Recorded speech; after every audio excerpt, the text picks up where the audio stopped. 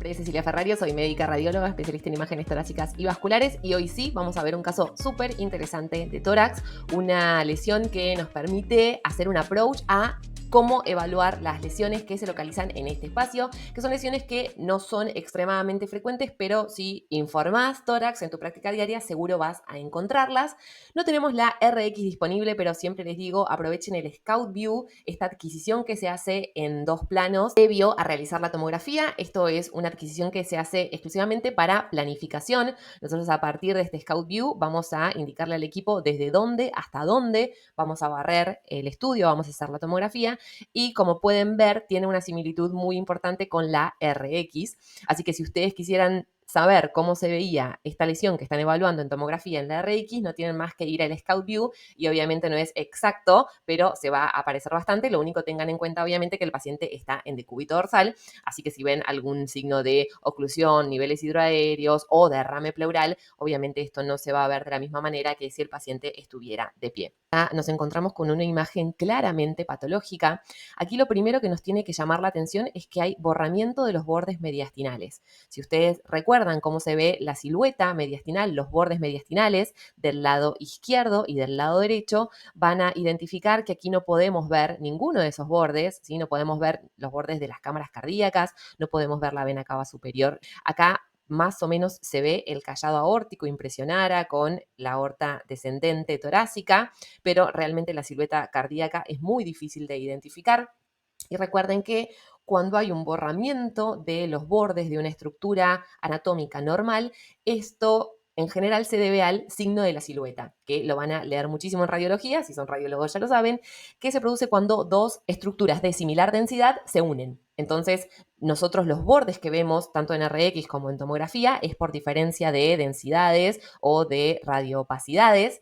Cuando la opacidad o la densidad es similar, esos bordes se pierden, se borran y ahí es donde nosotros hablamos de signo de la silueta. Muchas veces las lesiones mediastinales, como en este caso, ya les hice un spoiler, esto es una lesión mediastinal, se van a identificar en RX por este signo de la silueta con los bordes mediastinales.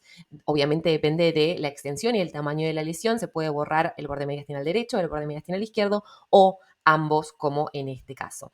Otro elemento para identificar que esto es o podría ser una lesión mediastinal es los bordes netos que presenta con el parénquima pulmonar, ¿sí? Fíjense lo bien que podemos delimitar estos bordes lobulados de la lesión del lado izquierdo y lo mismo del lado derecho. Esto es porque se genera una compresión extrínseca del parénquima pulmonar y precisamente aquí ocurre lo opuesto. La importante diferencia de densidades o de opacidades entre el parénquima pulmonar con abundante aire en su interior y la lesión aparentemente sólida nos permite delimitar los bordes perfectamente. Fíjense que no hace signo de la silueta con la cúpula diafragmática, eso ya para nosotros es un dato porque una vez que identificamos que esto podría ser una lesión mediastinal, lo segundo que queremos identificar es si está en mediastino anterior, medio o posterior. Acordate de los compartimentos mediastinales, muy importante saberlos porque te van a ayudar a reducir tus opciones diagnósticas, tus diagnósticos diferenciales cuando estés identificando una lesión mediastinal. Entonces, esto ya nos da el dato de que no está en contacto con la cúpula diafragmática. Obviamente, si tuvieras, yo no sé si acá lo tenemos, vamos a ver la magia, si lo tenemos, depende cómo sea el Scout View, a veces incluso puedes tener un perfil, ¿no? Acordate que esto no es una RX de tórax, pero nos sirve mucho para analizar cómo se ve. De hecho, acá se ve parte de la camilla del tomógrafo. Y fíjate cómo el perfil siempre, siempre, siempre nos ayuda muchísimo. Recuerden esto, yo los canso siempre, pero cuando podamos tener nuestro par radiológico, en el caso de identificar patología, puede llegar a ayudarte mucho a localizar las lesiones. Recuerden que la RX de frente tiene solamente 2 planos, entonces va a ser muy difícil que nosotros, salvo que tengas algunos hallazgos que delatan dónde se ubica la lesión, teniendo el perfil vas a estar muchísimo más orientado y en este caso, fíjate cómo se puede definir perfectamente que la lesión está en mediastino anterior sobre todo y también ocupando parte del mediastino medio, ¿sí? Tenemos esta lesión que tiene un aumento difuso de la densidad, con bordes lobulados bien definidos. Fíjate cómo está ocupado el espacio claro retroesternal. Acuérdate de los espacios claros en RX. En la clase de RX normal hacemos hincapié en eso, así que te la dejo acá para que la veas si no la viste. El espacio claro retroesternal, el espacio claro retrocardíaco, el espacio claro retrotraqueal, que realmente acá está bastante difícil de ver, pero vemos que claramente está ocupado toda la región del mediastino anterior con obturación de este espacio claro retroesternal. Así que fíjate, antes de abrir la tomografía, nuestro estudio tomográfico, ya tenemos mucha información de con qué nos podemos llegar a encontrar en el estudio. Voy a arrancar analizando la ventana de partes blandas.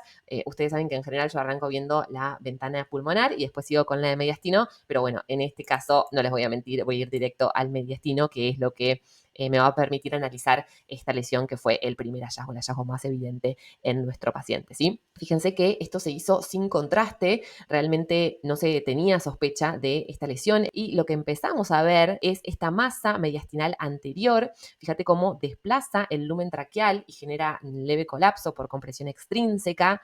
Acá, sin administración de contraste, para nosotros va a ser muy difícil / imposible distinguir los límites entre la lesión y las estructuras vasculares mediastinales. Y acá este caso nos sirve para un tip muy importante. Siempre que existan sospechas de lesión mediastinal, la administración de contraste endovenoso va a ser extremadamente útil. Muchas veces si tenemos patología pulmonar, con un estudio sin contraste se puede realizar una evaluación bastante completa. De todos modos, los radiólogos siempre queremos administrar contraste porque uno nunca sabe qué información extra nos va a brindar.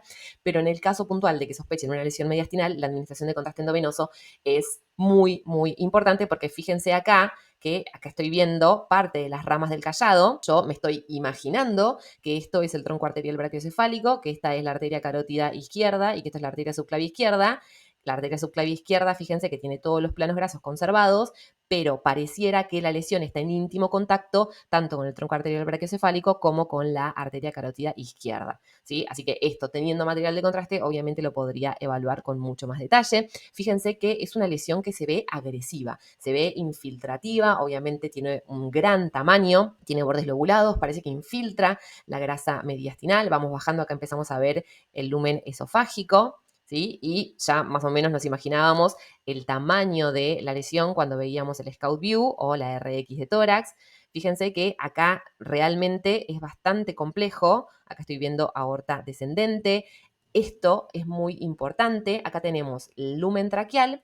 Seguimos descendiendo y vamos a encontrarnos la bifurcación carinal y fíjense el calibre de la región proximal del bronquio fuente izquierdo. Esto queremos informarlo al médico tratante porque obviamente la lesión está generando una compresión extrínseca de la vía aérea que puede resultar en una complicación rápida en la ventilación del paciente, ¿sí? Así que podemos hablar de estenosis del lumen proximal del bronquio fuente izquierdo con un diámetro máximo en el plano axial de 2.6 milímetros, ¿sí? Pero fíjense la asimetría, la diferencia que hay con el bronquio contralateral. Esto siempre lo vemos en ventana de parenquima pulmonar y ahora que les estoy contando esto me acuerdo que yo tenía un profesor que me decía siempre, siempre, siempre mirar el tercer pulmón, que el tercer pulmón obviamente él se refería a la tráquea y a la vía aérea, lo van a poder evaluar mucho mejor en la ventana de parenquima pulmonar.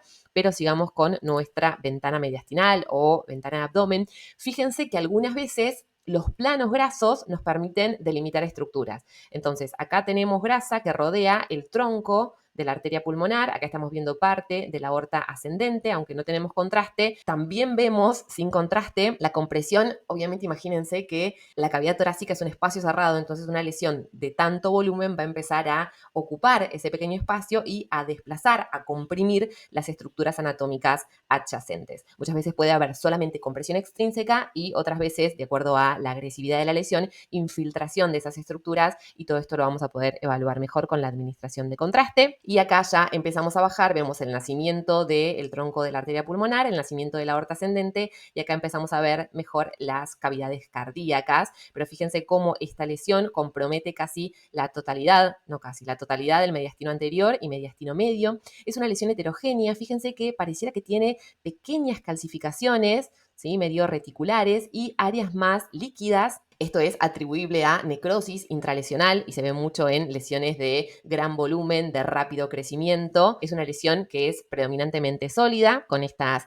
áreas de degeneración necrótica que mencionábamos y estas calcificaciones lineales. En su interior tenemos derrame pericárdico asociado, ¿sí? Fíjense que es un derrame pericárdico considerable. En este contexto entendemos que ese derrame pericárdico es por infiltración del pericardio y muchas veces, sobre todo si administramos contraste, podemos llegar a ver un engrosamiento nodular irregular, tanto del pericardio parietal como del pericardio visceral, y eso nos va a permitir confirmar esta sospecha de infiltración lesional, infiltración tumoral de pericardio. ¿Cómo medir las lesiones? Esta es una voluminosa lesión. Trato de pararme en donde vea la lesión de mayor tamaño, hacer 2 medidas, la mayor en el plano axial y una medida que pase perpendicular. Nuevamente, esto lo ideal sería hacerlo con contraste, porque quizás acá realmente no estoy segura de que ese sea el borde de la lesión, pero me impresiona. De todos modos, en una lesión tan voluminosa, a veces diferencias milimétricas nos generan una modificación en la conducta, pero bueno, queremos darle a los médicos la información más detallada y correcta posible para poder continuar con este caso.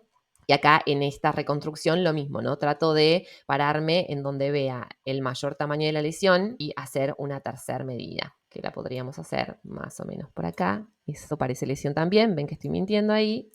Entonces me voy hasta allá arriba. Una vez que terminamos de hacer el análisis de esta lesión, características morfológicas, medida, ubicación, compromiso que genera de las estructuras mediastinales adyacentes, sobre todo vía aérea y estructuras vasculares, que nosotros en este estudio esa evaluación nos quedó subóptima porque no tenemos material de contraste endovenoso, vamos a identificar si hay afectación. Fíjense que este paciente no solo tiene esta lesión mediastinal anterior, sino que también tiene adenopatías. Cuando subimos, de nuevo, a veces es difícil, ven acá tenemos estructuras ganglionares, recuerden que los ganglios en tomografía podemos identificarlos cuando aparecen y desaparecen. Eso nos permite distinguirlos de estructuras vasculares que podemos ir siguiendo, ¿sí? Esto, por ejemplo, es una arteria y yo voy scrolleando el estudio, subo bajo y siempre puedo continuarla. En cambio, un ganglio, recién estaba viendo uno, ahora lo perdí, acá, este es un grupo, pareciera 2R, para traqueal alto derecho, ven que acá tengo una estructura ganglionar que empieza y ahí termina, rodeado por grasa. Obviamente, si estas adenopatías empiezan a confluir con la lesión,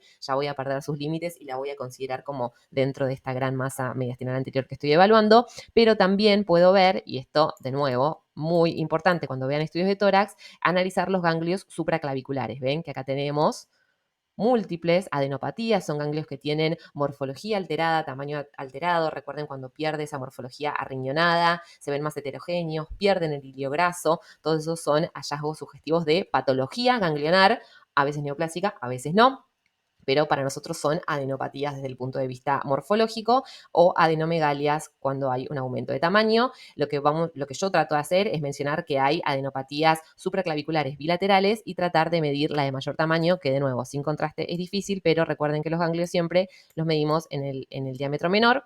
¿Sí? Así que tenemos esta adenopatía. No está en rango adenomegálico, porque fíjense que me dio 8 milímetros, pero claramente tiene alteraciones morfológicas. En este contexto, yo sospecho que hay extensión de la enfermedad de base de la lesión mediastinal anterior hacia los ganglios supraclaviculares. Recuerden que en esta ventana también podemos evaluar bien los hallazgos de la cavidad pleural, que en este caso ahora vamos a ir a analizarlos también en la ventana pulmonar, que se puede ver bien. Acá hay derrame pleural, entonces teníamos derrame pericárdico, derrame pleural.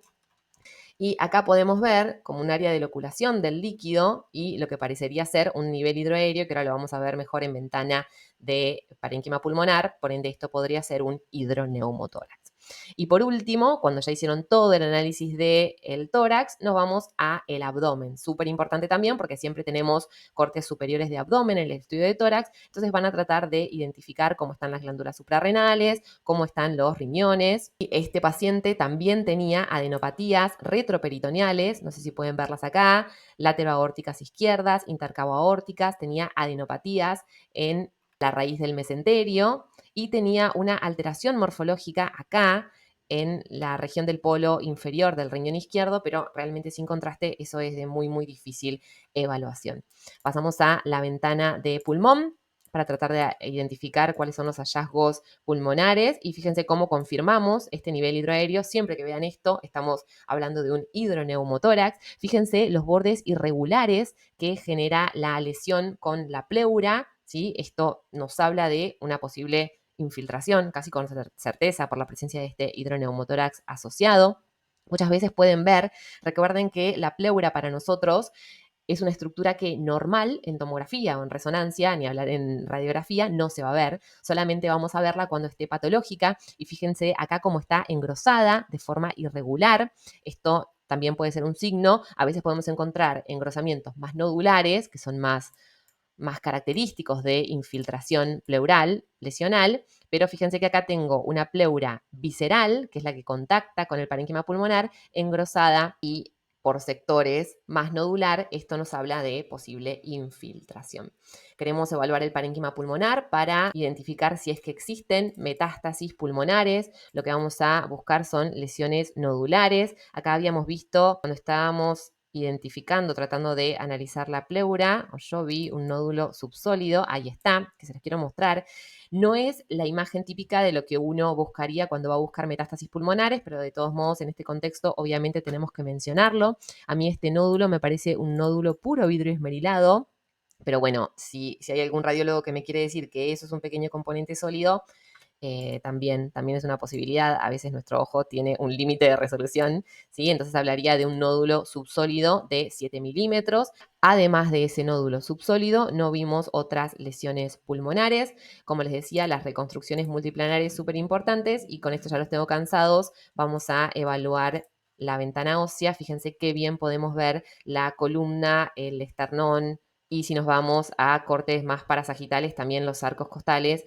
Es muy útil esta reconstrucción para valorar las estructuras óseas, obviamente modificando la ventana. Ojo con esto, el paciente no pudo contener la inspiración máxima, totalmente comprensible, así que sean muy cuidadosos cuando repitan estudios, ¿no? Si el estudio es diagnóstico, por más que tenga artefactos por movimiento, ya sea respiratorio o movimiento del paciente, como nos pasó también en el caso anterior de la evaluación de la lesión psoridoquística cerebral, si el estudio es diagnóstico, no vuelvan a irradiar al paciente. Si tienen alguna duda muy importante, obviamente esto es, queremos hacerle el mejor estudio, el estudio más diagnóstico con la menor radiación posible, pero si ya tienen los datos que necesitan, no vuelvan a repetirlo simplemente porque tiene artefactos. Pero lo que les quería decir es que ojo con diagnosticar fracturas. Esto es un artefacto por movimiento bastante frecuente que se da en los pacientes. Con respecto a la etiología de masa mediastinal anterior, seguramente todos están familiarizados con el concepto de las 4T, que muchos radiólogos odian, pero a mí me parece que es bastante útil porque abarca un gran porcentaje, no todas las patologías que nos podemos encontrar en el mediastino anterior, pero sí muchas. Lo que yo cambiaría es que, saben que las 4T son por